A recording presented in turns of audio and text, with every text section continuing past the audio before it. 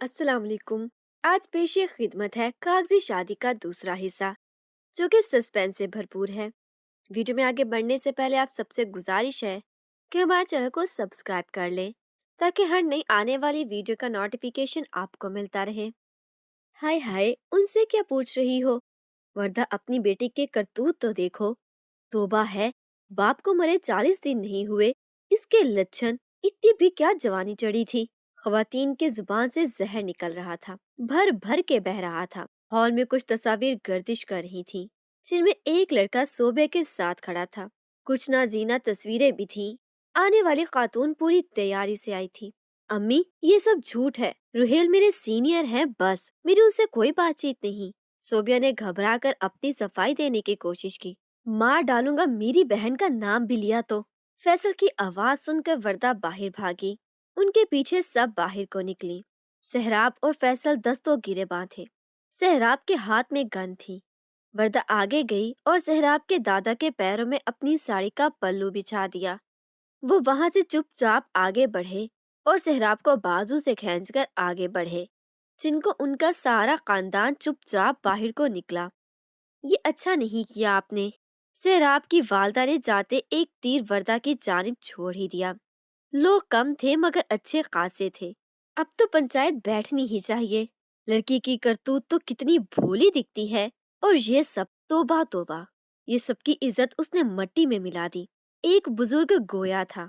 सब एतराफी नजरों से उनको देख रहे थे, जैसे वो उनके मन की तर्जुमानी कर रहे थे।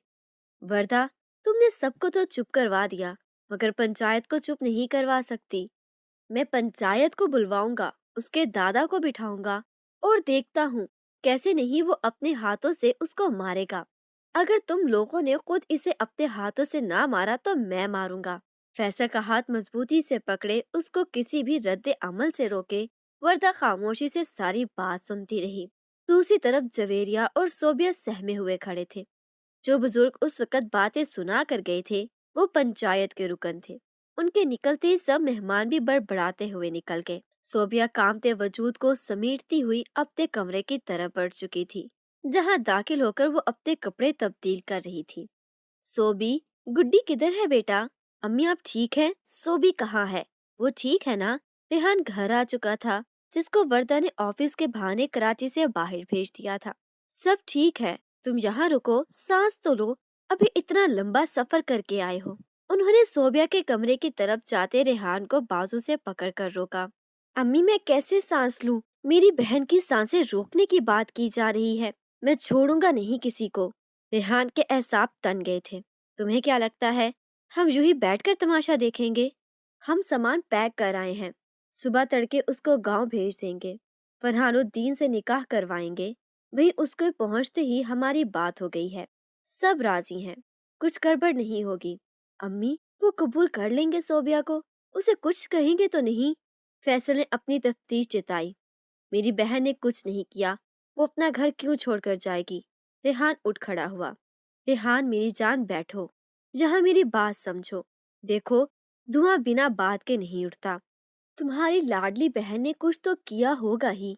देखो, जब तक कोई लड़की इशारा ना करे ना, कोई लड़का पीछे नहीं आता। वो लड़का क्या नाम था? हाँ, रुहेल। उसका पूरा हक था। सोचो, यही काम हमारी सोबी के साथ रुहेल ने किया होता, यानी शादी से वो मुकर जाता, फिर शर्मिंदा तो हमें हमारी औलाद ने कर दिया है। अम्मी, मैं सोबी को मिलना चाहता हूँ। कहाँ है वो? वो किसी से नहीं मिलना चाहती। अभी तुम भी उसे अकेला छोड़ दो। तुम्हारा सामान पैक करवा दिया है। तुम अपनी बीवी और बेटे को लो और कुछ दिन के लिए मरी हो आओ। तब तक हम ये सारा मामला संभाल लेंगे। रात के 3 बजे। बड़ी मालकिन, सोबी बीबी को उल्टियां हो रही हैं। एक मुलाजमा ने वर्दा रंधावा को आकर बताया, जो उस वक्त फोन पर बात कर रही थी। क्या कहा, उल्टियां? फोन की दूसरी तरफ से आवाज आई। तुम जाकर उसे देखो, मैं आती हूँ। वर्दा ने मुलाजमा को भेजा। दोबारा फोन पे मुखातिब हुई। अरे, उसने कुछ उल्टा सीधा खा लिया होगा। ऐसा कुछ नहीं जो आप समझ रहे हैं। वर्दा के लहजे में लजाजत और दरख्वास्त गुजारी आ चुकी थी। उल्टा सीधा क्या खाया होगा, मुझे अच्छे से अंदाजा है। मुझे सब पता है तुम्हारे घर में क्या तमाशा हुआ है। देखो, तुम्हारी बहन तो मुझे कोई औलाद दिए बगैर ही मर गई, और तुम्हारी बेटी रेडीमेड माँ बनकर आई है। तो कीमत भी दोहरी होनी चाहिए ना। मेरी मेहनत जो बढ़ जाएगी। कमीने, लालची इंसान, वर्दाधारी। हाँ, गाली नहीं, मैं तो बस सोबी की ख्वाब ही देखता था। मुझे अपनी बेटी बेचने तुम आई थी मेरे पास, मैं नहीं। इस हिसाब से तो बड़ी कमीनी तुम हुई।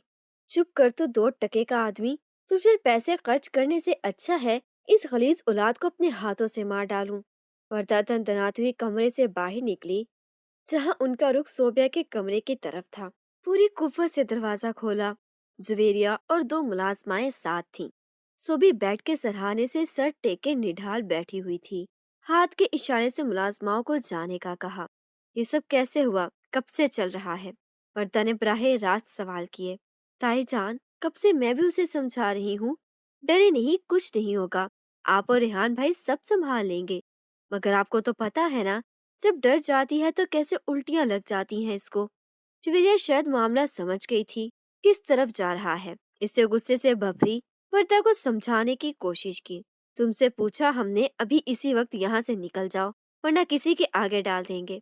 फिर अपनी बहन के साथ मिलकर उल्टियां करना। जुवेरिया ने अपनी ताई का ये रूप पहले कभी नहीं देखा था। वो सहम कर दरवाजे से बाहर निकलने वाली थी कि तशद्दुद की आवाज ने उसको अपनी तरफ मतवज्जा किया। थप्पड़ों की बौछार कर दी गई थी।